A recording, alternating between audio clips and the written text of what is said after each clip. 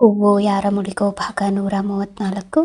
ಪಂಕಜ್ ಬಳಿ ಇದ್ದ ನಿಶಾ ಮತ್ತು ಜಗನ್ ವಿಡಿಯೋ ರೆಕಾರ್ಡನ್ನು ವಿಕ್ರಮ್ಗೆ ತೋರಿಸಿದರು. ನಂತರ ಪ್ರೀತಮ್ ನಿಶಾ ಮನೆಯಲ್ಲಿ ಇಟ್ಟ ಹಿಡನ್ ಕ್ಯಾಮೆರಾದಲ್ಲಿ ರೆಕಾರ್ಡ್ ಆಗಿದ್ದ ವಿಡಿಯೋವನ್ನು ತೋರಿಸಿದ. ಅದನ್ನೆಲ್ಲ ನೋಡಿ ವಿಕ್ರಮ್ ನೊಂದುಕೊಂಡ.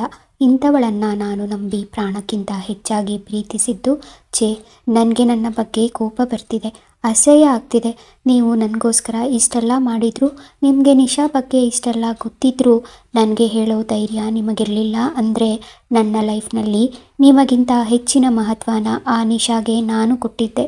ಅವಳ ಬಗ್ಗೆ ಹೇಳಿದರೆ ನಾನು ನಂಬಲ್ಲ ಅನ್ನಿಸಿದ್ರಲ್ಲಿ ನಿಮ್ಮ ತಪ್ಪಿಲ್ಲ. ಹೌದು, ಯಾಕೆಂದರೆ ನಿಶಾ ಸಾನ್ವಿ ಜೊತೆ ಅಷ್ಟೆಲ್ಲ ತಪ್ಪಾಗಿ ನಡ್ಕೊಂಡ್ರು ನಾನು ಅವಳ ಕೆನ್ನಿಗೆ ಬಾರಿಸದೆ ಜಸ್ಟ್ ಒಂದು ಕ್ಷಣ ಅವಳ ಮೇಲೆ ಕೋಪ ಮಾಡಿಕೊಂಡೆ. ಅಷ್ಟು ದೊಡ್ಡ ತಪ್ಪು ಮಾಡಿದ್ರು ಅವಳಿಗೆ ನಾನು ಒಂದು ಸಣ್ಣ ಶಿಕ್ಷೆ ಕೂಡ ಕೊಟ್ಟಿಲ್ಲ ಅಂದರೆ ಅವಳ ಮೇಲೆ ನಾನು ಎಷ್ಟು ಪ್ರೀತಿ ಇಟ್ಕೊಂಡಿರಬೇಕು ಅಂತ ನಿಮಗೆ ಅನಿಸಿದೆ. ಅದಕ್ಕೆ ಅವಳ ಬಗ್ಗೆ ನನ್ನ ಹತ್ರ ಮಾತಾಡೋಕ್ಕೆ ನೀವು ಧೈರ್ಯ ಮಾಡಿಲ್ಲ. ಮತ್ತು ಅವತ್ತೊಂದು ದಿನ ನಿಶಾ ಬೇರೆ ಹುಡುಗನ ಜೊತೆ ಅಷ್ಟು ಕ್ಲೋಸ್ ಆಗಿ ಮೂವ್ ಮಾಡಿದ್ದನ್ನು ನಾನು ಕಣ್ಣಾರೆ ನೋಡಿದ್ರು ಅವಳ ಬಗ್ಗೆ ತಪ್ಪಾಗಿ ಯೋಚನೆ ಮಾಡೋಕ್ಕೆ ಇಷ್ಟಪಡಲಿಲ್ಲ. ನನ್ನನ್ನು ನಂಬೋಕ್ಕಿಂತ ಹೆಚ್ಚಾಗಿ ಅವಳನ್ನು, ಅವಳ ಪ್ರೀತಿನ ನಂಬಿದ್ದೆ. ನಾನೇ ತಪ್ಪು ಮಾಡಿ ನಿಮ್ಮನ್ನು ಬ್ಲೇಮ್ ಮಾಡಿದೆ. ಸಾರಿ ಕಣ್ರೋ, ಈ ಪಾಪಿನ ಕ್ಷಮಿಸಿ ಅಂತ ಕೈ ಮುಗಿದ. ಪಂಕಜ್, ರಾಹುಲ್, ನಿತಿನ್ ಎಲ್ಲರೂ ವಿಕ್ರಮ್ನನ್ನು ತಪ್ಪಿಕೊಂಡು ಅಳುತ್ತಿದ್ದನ್ನು ನೋಡಿ ಜಗನ್, ನಿಜವಾಗ್ಲೂ ನಿಮ್ಮನ್ನೆಲ್ಲ ನೋಡಿ ನನಗೆ ತುಂಬ ಖುಷಿಯಾಗ್ತಿದೆ. ನನಗಂತೂ ಇಂಥ ಸ್ನೇಹ ಸಂಬಂಧಗಳಿಲ್ಲ, ಸಿಗೋದೂ ಇಲ್ಲ. ನಮಗೇನಿದ್ರು ಶತ್ರುಗಳಷ್ಟೇ. ನಿಮ್ಮಗಳ ಮಧ್ಯೆ ಇರೋ ಪ್ರೀತಿನ ನೋಡಿ ನನಗೂ ನಿಮ್ಮಂಥ ಫ್ರೆಂಡ್ಸ್ ಇರಬೇಕಿತ್ತು ಅಂತ ಅನ್ನಿಸ್ತಿದೆ. ಫ್ರೆಂಡ್ಸ್ ಅಂತೂ ಇಲ್ಲ, ಆದರೆ ನನ್ನ ಫ್ಯಾಮಿಲಿ ಇದೆ, ಅವರ ಜೊತೆ ಖುಷಿಯಾಗಿರಬೇಕು ಅನ್ನಿಸ್ತಿದೆ. ಇವತ್ತೇ ನಮ್ಮಪ್ಪನ ಹತ್ರ ನಾವು ಸರೆಂಡರ್ ಆಗೋ ವಿಷಯನ ಮಾತಾಡಬೇಕು.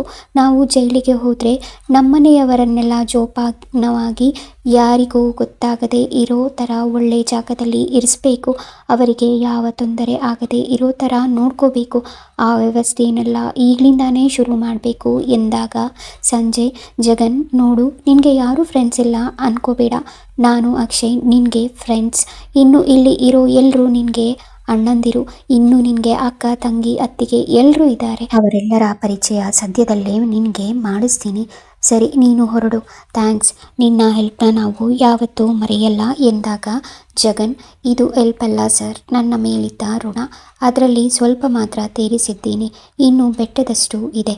ಅದನ್ನು ಈ ಜನ್ಮದಲ್ಲಿ ತೀರಿಸೋಕೆ ಆಗಲ್ಲ. ಅವತ್ತು ನಾವು ಎಂಥ ಅಪಾಯದಲ್ಲಿದ್ವಿ ಅಂತ ಯಾರಿಗೂ ಗೊತ್ತಿಲ್ಲ. ಅಕ್ಕನಿಗೆ ಡೆಲಿವರಿ ಪೇಯ್ನ್ ಬಂದಿತ್ತು. ಅವಳನ್ನು ಕರ್ಕೊಂಡು ಹಾಸ್ಪಿಟಲ್ಗೆ ಹೊರಟ್ವಿ. ಆಗ ಕೆಲವು ರೌಡಿಗಳು ನಮ್ಮನ್ನು ಫಾಲೋ ಮಾಡ್ತಿದ್ರು. ರೆಗ್ಯುಲರ್ ಆಗಿ ನೋಡ್ತಿದ್ದ ಡಾಕ್ಟರ್ ಅಕ್ಕನ ಮಗುನ ಉಳಿಸೋಕೆ ಆಗಲ್ಲ ಅಂದರು. ಆಗ ಅಲ್ಲಿ ಯಾರೋ ನರ್ಸ್ ವಿಕ್ರಮ್ ಸರ್ ಬಗ್ಗೆ ಹೇಳಿದ್ರು. ನಾವು ಆ ರೌಡಿಗಳಿಂದ ತಪ್ಪಿಸಿಕೊಂಡು ನಾವು ಅಕ್ಕನ್ನ ಈ ಹಾಸ್ಪಿಟಲ್ಗೆ ಕರ್ಕೊಂಡು ಬಂದ್ವಿ. ಆದರೆ ಹೇಗೋ ಆ ರೌಡಿಗಳು ನಾವು ಇಲ್ಲಿ ಇದ್ದೀವಿ ಅಂತ ತಿಳ್ಕೊಂಡು ನಮ್ಮನ್ನು ಇಲ್ಲಿಗೂ ಹುಡುಕೊಂಡು ಬಂದರು. ಆದರೆ ಇಲ್ಲಿ ಇರೋ ಭದ್ರತೆಯಿಂದ ಆ ರೌಡಿಗಳಿಗೆ ಒಳಗೆ ಬರೋಕ್ಕೆ ಅವಕಾಶ ಆಗಲಿಲ್ಲ. ಇಲ್ಲಿನ ಬೇರೊಬ್ಬ ಡಾಕ್ಟರ್ ವಿಕ್ರಮ್ ಸರ್ ಇಲ್ಲ ಅಂತ ಸುಳ್ಳು ಹೇಳಿದರು. ಆದರೆ ಅವತ್ತು ನಮ್ಮ ಟೈಮ್ ಚೆನ್ನಾಗಿತ್ತು. ವಿಕ್ರಮ್ ಸರ್ ದೇವ್ರ ಥರ ಬಂದು ಅಕ್ಕನ ಮಗುನ ಕಾಪಾಡಿದ್ರು. ಇಲ್ಲ ಅಂದಿದ್ರೆ ಮತ್ತೆ ಇಲ್ಲಿಂದ ನಾವು ಬೇರೆ ಹಾಸ್ಪಿಟಲ್ಗೆ ಹೋಗಬೇಕು ಅಂದಿದ್ರೆ ಅಕ್ಕನೂ ಮಗುನೂ ಉಳಿದಿರಲಿಲ್ಲ. ನಮ್ಮನ್ನು ಫಾಲೋ ಮಾಡಿದ ರೌಡಿಗಳ ಕೈಲಿ ನಮ್ಮನೆಯವರೆಲ್ಲರೂ ಸಿಕ್ಕಿ ಸಾಯ್ತಿದ್ವೋ ಏನೋ. ಅವತ್ತು ನಮ್ಮ ಫ್ಯಾಮಿಲಿಯವರನ್ನೆಲ್ಲ ಒಟ್ಟಿಗೆ ಇರೋದನ್ನು ತಿಳ್ಕೊಂಡು ನಮ್ಮನ್ನೆಲ್ಲ ಕೊಲ್ಲುವ ಉದ್ದೇಶ ಇಟ್ಕೊಂಡು ರೌಡಿಗಳು ಬಂದಿದ್ರು ಅಂತ ಆಮೇಲೆ ಗೊತ್ತಾಯಿತು. ಅಂತಹ ಕಷ್ಟದ ಪರಿಸ್ಥಿತಿಯಲ್ಲಿ ನನಗೆ ಅವರನ್ನು ಫೇಸ್ ಮಾಡೋ ಶಕ್ತಿ ಇರ್ತಿತ್ತೋ ಇಲ್ವೋ ಗೊತ್ತಿಲ್ಲ. ನಾವು ಅವರ ಕೈಲಿ ಸಿಕ್ಕಿದ್ರೆ ನಾವೆಲ್ಲರೂ ಬದುಕ್ತಿದ್ವಿ ಅನ್ನೋ ನಂಬಿಕೆ ಇರಲಿಲ್ಲ. ನಾನು ಒಬ್ಬನೇ ಇದ್ದಾಗ ಯಾರಿಗೂ ಹೆದರಲ್ಲ, ಆದರೆ ನನ್ನ ಜೊತೆ ನನ್ನ ಫ್ಯಾಮಿಲಿಯವರು ಇದ್ದರೆ ಅವರಿಗೆ ಏನಾಗುತ್ತೋ ಅನ್ನೋ ಭಯದಿಂದಲೇ ನಾನು ನನ್ನ ಶಕ್ತಿನ ಕಳ್ಕೊಂಡು ಬಿಡ್ತೀನಿ. ಆಗ ಅವರ ಜೊತೆ ಹೋರಾಡೋ ಮನಸ್ಥಿತಿ ನನಗಿರಲ್ಲ. ಅದು ಹೇಗೋ ಗೊತ್ತಿಲ್ಲ. ವಿಕ್ರಮ್ ಸರ್ CCTVಯಲ್ಲಿ ಆ ರೌಡಿಗಳನ್ನು ನೋಡಿ ಅನುಮಾನ ಬಂದು ಪೊಲೀಸ್ಗೆ ಫೋನ್ ಮಾಡಿ ಅವರನ್ನೆಲ್ಲ ಅರೆಸ್ಟ್ ಮಾಡಿಸಿದ್ರಿಂದ ನಮ್ಮೆಲ್ಲರ ಜೀವ ಉಳಿತು. ಇದು ನಿಮಗೆ ಅತಿ ಅನ್ನಿಸಬಹುದು. ನನ್ನ ಮನೆಯವರ ಪ್ರಾಣ ನಿಮ್ಮಿಂದ ಉಳಿದಿತ್ತು ಅಂದರೆ ತಪ್ಪಾಗಲ್ಲ. ನೀವು ಗೊತ್ತಿಲ್ಲದೆ ನಮ್ಮ ಇಡೀ ಫ್ಯಾಮಿಲಿ ಪ್ರಾಣ ಉಳಿಸಿದ್ದೀರಾ ಸರ್.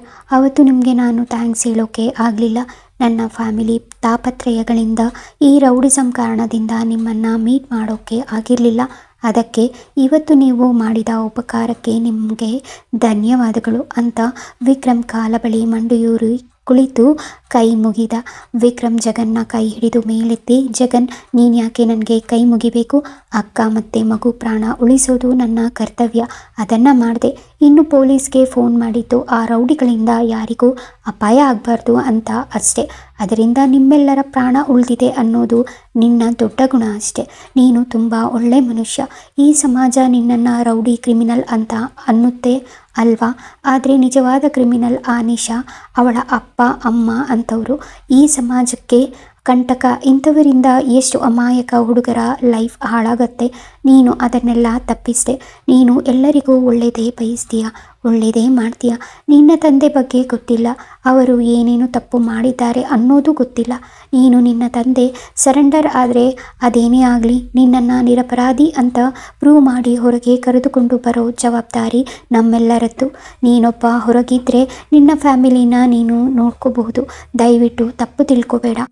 ಮಾಡಿರೋ ಅಪರಾಧಗಳನ್ನು ನಮ್ಮ ಮುಂದೆ ಹೇಳಬಹುದಾ? ಇದನ್ನೆಲ್ಲ ಕೇಳೋ ರೈಟ್ಸ್ ನನಗಿಲ್ಲ.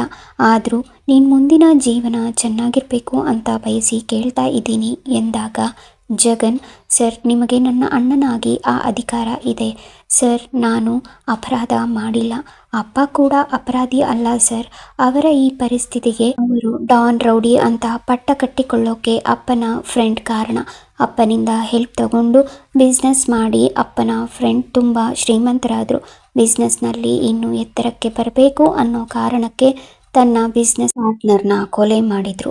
ನಂತರ ನನ್ನ ಅಪ್ಪನನ್ನು ಕೊಲೆಯಾದ ಜಾಗಕ್ಕೆ ಕುತಂತ್ರದಿಂದ ಬರೋ ಹಾಗೆ ಮಾಡಿದರು. ಅಪ್ಪ ಆ ಜಾಗಕ್ಕೆ ಹೋದಾಗ ಆ ವ್ಯಕ್ತಿ ಇನ್ನೂ ಬದುಕಿದ್ದಾರೆ ಅಂತ ಅಪ್ಪನಿಗೆ ಗೊತ್ತಾಗಿ ಅವರು ಆ ವ್ಯಕ್ತಿಗೆ ಚುಚ್ಚಿದ್ದ ಚಾಕುವನ್ನು ತೆಗೆಯಲು ಪ್ರಯತ್ನ ಮಾಡಿದಾಗ ಚಾಕುವಿನ ಮೇಲೆ ಅಪ್ಪನ ಫಿಂಗರ್ ಪ್ರಿಂಟ್ಸ್ ಬಿತ್ತು. ಅದೇ ಸಮಯಕ್ಕೆ ಅಲ್ಲಿಗೆ ಪೊಲೀಸ್ ಬರೋ ಥರ ಪ್ಲ್ಯಾನ್ ಮಾಡಿ ಕೊಲೆಯ ಆಪಾದನೆ ನನ್ನ ತಂದೆ ಮೇಲೆ ಬರೋ ಹಾಗೆ ಮಾಡಿದರು. ಕೊಲೆಯಾದ ಜಾಗದಲ್ಲಿ ಅಪ್ಪ ಇದ್ದಿದ್ದರಿಂದ ಅಪ್ಪನ್ನ ಪೊಲೀಸ್ ಅರೆಸ್ಟ್ ಮಾಡಿ ಜೈಲಿಗೆ ಹಾಕಿದರು. ನಾವು ತುಂಬ ಬಡವರು.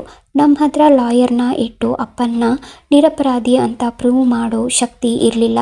ನನ್ನ ತಾಯಿ ನನ್ನ ತಂದೆಯ ಫ್ರೆಂಡ್ ಬಳಿ ಸಹಾಯ ಕೇಳೋದಕ್ಕೆಂದು ಅವರ ಮನೆಗೆ ಹೋದಾಗ ಅಲ್ಲಿದ್ದ ಸೆಕ್ಯೂರಿಟಿ ನನ್ನ ತಾಯಿಯನ್ನು ಗೇಟ್ನಿಂದ ಒಳಗೆ ಬಿಡದೆ ಹೊರಗೆ ತಳ್ಳಿದ್ದ. ಹಾಗೆ ಮಾಡುವುದಕ್ಕೆ ಹೇಳಿದ್ದೆ ನನ್ನ ತಂದೆಯ ಫ್ರೆಂಡ್. ಎಲ್ಲ ಸಾಕ್ಷಿಗಳು ಅಪ್ಪನ ವಿರುದ್ಧ ಇದ್ದಿದ್ದರಿಂದ ಅಪ್ಪನಿಗೆ 14 ವರ್ಷ ಶಿಕ್ಷೆಯಾಯಿತು. ಅಪ್ಪ ಜೈಲಿಗೆ ಹೋದರು. ಅಪ್ಪನ ಫ್ರೆಂಡ್ ಈ ಕೊಲೆಗೂ ಅವರಿಗೂ ಯಾವುದೇ ಸಂಬಂಧ ಇಲ್ಲೋ ಅನ್ನೋ ಥರ ಬುದ್ಧಿವಂತಿಕೆಯಿಂದ ದೂರಾನೇ ಉಳಿದುಬಿಟ್ರು. ನಾನು ತುಂಬ ಚಿಕ್ಕವನು. ಅಪ್ಪ ಜೈಲಿಗೆ ಹೋದ್ಮೇಲೆ ಅಮ್ಮ ತನಗೆ ಗೊತ್ತಿದ್ದ ಟೈಲರಿಂಗ್ ಕೆಲಸ ಮಾಡಿ ನನ್ನನ್ನು, ನನ್ನ ಅಕ್ಕ ತಂಗಿನ ಸಾಕಿದ್ರು. 14 ವರ್ಷ ಕಳೀತು. ಅಪ್ಪ ಜೈಲಿನಿಂದ ಬಿಡುಗಡೆಯಾದರು. ಜೈಲಿಂದ ಹೊರಗೆ ಬಂದಮೇಲೆ ಅಪ್ಪ ತನ್ನ ಫ್ರೆಂಡ್ ಆಫೀಸ್ ಬಳಿ ಹೋಗಿ ಸಹಾಯ ಕೇಳಿದರು. ಆದರೆ ಅವರ ಫ್ರೆಂಡ್ ನನ್ನ ತಂದೆನ ಅವಮಾನ ಮಾಡಿ ಕಳಿಸಿದ್ರು. ನಂತರ ಅಪ್ಪ ಕೆಲಸಕ್ಕಾಗಿ ತುಂಬ ಅಲೆದಾಡಿದ್ರು. ಅಪ್ಪನ್ನ ಕೊಲೆಗಾರ ಅಂತ ಕೆಲಸ ಕೊಡದೆ ಎಲ್ಲರೂ ಅವಮಾನ ಮಾಡಿ ಕಳಿಸಿದ್ರು. ನಂತರ ಕೆಲವರು ಅಪ್ಪನಿಗೆ ಅವರಾಗೆ ಕೆಲಸನ ಕೊಡೋಕೆ ಹುಡುಕಿಕೊಂಡು ಬಂದರು. ಆದರೆ ಅದೆಲ್ಲ ಸುಪಾರಿ ಕೊಟ್ಟು ಕೊಲೆ ಮಾಡು ಅನ್ನೋ ಕೆಲಸ. ಅಪ್ಪ ಇದನ್ನೆಲ್ಲ ಮಾಡೋಕೆ ಒಪ್ಪಿಕೊಳ್ಳಲಿಲ್ಲ. ಆದರೆ ಆ ಜನ ತಾವೇ ಕೊಲೆಗಳನ್ನು ಮಾಡಿ ಅದನ್ನೆಲ್ಲ ನನ್ನ ತಂದೆ ಮೇಲೆ ಬರೋ ಹಾಗೆ ಮಾಡ್ತಿದ್ರು. ಇದನ್ನೆಲ್ಲ ತಪ್ಪಿಸೋಕೆ ನನ್ನ ಅಪ್ಪ ಅನಿವಾರ್ಯವಾಗಿ ಕೆಲವು ತಪ್ಪು ಕೆಲಸಗಳನ್ನೆಲ್ಲ ಮಾಡೋ ಹಾಗೆ ಆಯಿತು.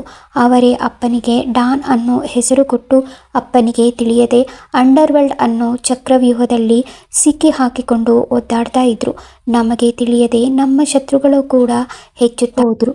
ನಾನು PUC ಮುಗಿಸಿ ಡಿಗ್ರಿ ಕಾಲೇಜ್ಗೆ ಹೋಗ್ತಿದ್ದೆ. ಅಲ್ಲಿ ಕೆಲವರಿಗೆ ನಾನು ಡಾನ್ ಭೈರವನ ಮಗ ಅಂತ ಗೊತ್ತಿತ್ತು. ಅವರೆಲ್ಲ ಬೇಕಂತ ನನ್ನನ್ನು ಕೆಣಕ್ತಿದ್ರು. ನಾನು ತುಂಬ ಸಹಿಸಿಕೊಂಡೆ. ಆದರೆ ನಾನು ಎಷ್ಟು ಸಹಿಸಿಕೊಳ್ಳಿ, ಒಂದು ದಿನ ನನ್ನ ತಾಳ್ಮೆ ಮೀರಿ ನಾನು ನನ್ನ ಕ್ಲಾಸ್ಮೇಟ್ ಮೇಲೆ ಕೈ ಮಾಡಿದೆ.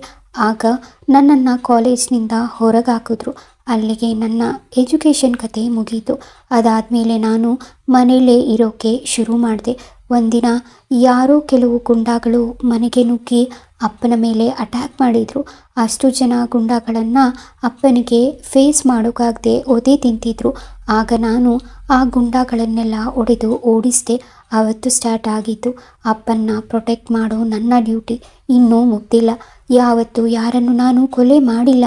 ಆದರೆ ನಮಗೆ ತೊಂದರೆ ಕೊಡಬೇಕು ಅಂದ್ಕೊಂಡ ನಮ್ಮ ಶತ್ರುಗಳು ಕೊಲೆ ಸುಲಿಗೆ ಮಾಡಿ ಅದನ್ನು ನನ್ನ ತಂದೆ ಮೇಲೆ ಹಾಕೋಕೆ ಶುರು ಮಾಡಿದರು. ಅಪ್ಪ ಹೇಳೋ ಪ್ರಕಾರ ಸಮಾಜದಲ್ಲಿ ಒಳ್ಳೆಯ ಹೆಸರು ಇರೋ ದೊಡ್ಡ ದೊಡ್ಡ ಬಿಸ್ನೆಸ್ ಮ್ಯಾನ್ಗಳು ಪುಡಿ ರೌಡಿಗಳನ್ನು ಇಟ್ಕೊಂಡು ಅವರೇ ಅಪರಾಧಗಳನ್ನು ಮಾಡಿಸಿ ತಪ್ಪಿಸಿಕೊಳ್ಳೋದಕ್ಕೋಸ್ಕರ ನನ್ನ ತಂದೆ ಹೆಸರನ್ನು ಹೇಳೋಕೆ ಶುರು ಮಾಡಿದರು. ಆಗಿಂದ ಅಪ್ಪನ್ನ ಪ್ರೊಟೆಕ್ಟ್ ಮಾಡಿ ನಾನು ಅದರಿಂದ ತಪ್ಪಿಸಿಕೊಳ್ಳೋದೇ ನನ್ನ ಕೆಲಸ. ಯಾವ ಅಪರಾಧನೂ ಮಾಡದೆ ಅಪರಾಧಿ ಆಗಿದ್ದೀನಿ ಎನ್ನುತ್ತಾ ನಿಟ್ಟುಸಿರು ಬಿಟ್ಟ ಜಗನ್ನ ಕತೆ ಕೇಳಿ ಎಲ್ಲರ ಮನಸ್ಸಲ್ಲಿ ಮರುಕ ಹುಟ್ಟಿತ್ತು. ಸಂಜೆ ಜಗನ್ ಬಳಿ ಬಂದು ಅವನನ್ನು ತಬ್ಬಿಕೊಂಡು, ಇಷ್ಟು ಹೇಳಿದ್ಯಲ್ಲ, ಇನ್ನು ಮುಂದಿನ ಕೆಲಸ ನನ್ನ ಮತ್ತೆ ಪ್ರೀತಮ್ ಭಾವಂದು. ನೀನು ಭಯ ಪಡಬೇಡ. ನಿನ್ನನ್ನು ನಿನ್ನ ಫ್ಯಾಮಿಲಿನ ಪ್ರೊಟೆಕ್ಟ್ ಮಾಡೋದು ಇನ್ಮೇಲೆ ನನ್ನ ಜವಾಬ್ದಾರಿ. ಯಾರ್ಯಾರು ನಿಮಗೆ ಮೋಸ ಮಾಡಿ ನಿಮ್ಮನ್ನು ಅಪರಾಧದ ಸುಳಿಯಲ್ಲಿ ಸಿಕ್ಕಾಕ್ಸಿದ್ದಾರೋ ಅವರನ್ನೆಲ್ಲ ಹೊರಗೆಳೆದು ನಿನ್ನನ್ನು ನಿನ್ನ ತಂದೆನ ನಿರಪರಾಧಿ ಅಂತ ಪ್ರೂವ್ ಮಾಡಿ ಸಮಾಜದಲ್ಲಿ ತಲೆ ಎತ್ತಿ ಬದುಕೋ ಹಾಗೆ ಮಾಡ್ತೀನಿ. ನಾನು ನಿನ್ನ ಫ್ರೆಂಡ್ ಆಗಿ ನಿನಗೆ ಕೊಡ್ತಿರೋ ಮಾತು ಎಂದು ಜಗನ್ನ ಕೈ ಮೇಲೆ ಕೈ ಇಟ್ಟು ಪ್ರಮಾಣ ಮಾಡಿದ. ಮುಂದೇನು ಕೊಲೆಗಾರ ಅಪರಾಧಿ ಅಂತ ದೂರು ಹೊತ್ಕೊಂಡಿರೋ ಜಗನ್ನ ಬದುಕು ಸರಿ ಹೋಗುತ್ತಾ ತಿಳ್ಕೋಬೇಕಾ? ಕತೆಗಾಗಿ ಕಮೆಂಟ್ ಮಾಡಿ. ಕತೆಯ ಬಗ್ಗೆ ನಿಮ್ಮ ಅಭಿಪ್ರಾಯ ತಿಳಿಸಿ. ನಿಮಗೆ ಈ ಕತೆ ಇಷ್ಟವಾದಲ್ಲಿ ದಯವಿಟ್ಟು ಸಬ್ಸ್ಕ್ರೈಬ್ ಮಾಡ್ಕೊಳ್ಳಿ, ಲೈಕ್, ಶೇರ್ ಮತ್ತು ಕಮೆಂಟ್ ಮಾಡಿ. ಧನ್ಯವಾದಗಳು.